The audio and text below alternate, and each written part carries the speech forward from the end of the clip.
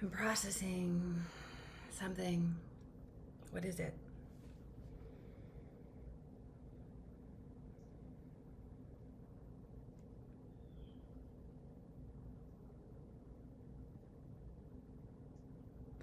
When I was discovering planet waves, when I was in Austin, it was becoming very swiftly apparent to me that this kind of journalism, this kind of public media with membership options,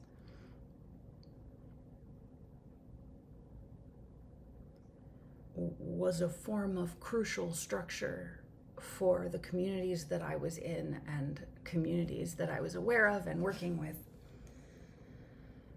I had been developing media platforms, I had been developing publishing platforms, and I had been looking for some time for communities and projects that properly reflected the values I had come to recognize as most important in the situations that we were all navigating. So I was moving towards an idea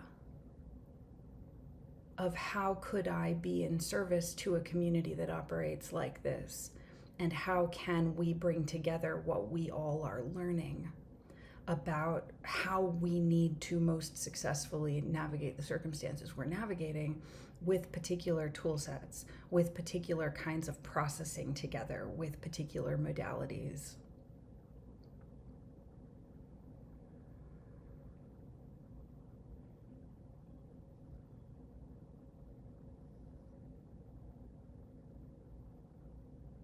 And then a number of times we thought, this can't be right. How can we be pursuing this if they don't understand what we're saying? Then something really disturbing is happening. What is it? Is it that the people unable to respond to us may do us damage on purpose? The answer is yes. If you're severely neurologically injured and you can't tell the difference and no one will assist you in repairing those communications, it doesn't matter if you were part of the community or not. It doesn't matter if you felt in your heart that you were connected to the community or not. If you discover that most people in your world are either knowingly or unknowingly putting you and your colleagues to death, then you've got to step back and figure out where you're really at. So we stepped back over and over again, thinking that something is really wrong here.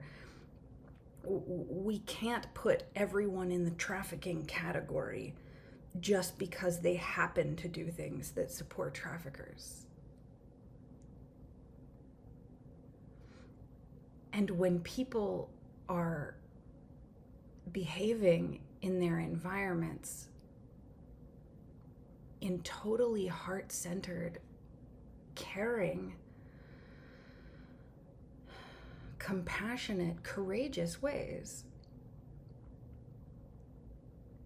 they can still have no idea how sex trafficking is occurring in and near those environments. They can still have no idea how to receive communications from people experiencing violence in their vicinities, in their networks, in their communities. We didn't know that. We didn't know that that was even a possibility. We thought we would be able to see some sign that a source was compromised. And it turned out we had to develop a whole new community science of how to tell that a source is compromised, and a whole new community science of communicating with others so that others actually have the opportunity to distinguish themselves from trafficking operatives, or those co-opted by trafficking operatives, or those who would knowingly or unknowingly assist trafficking operatives.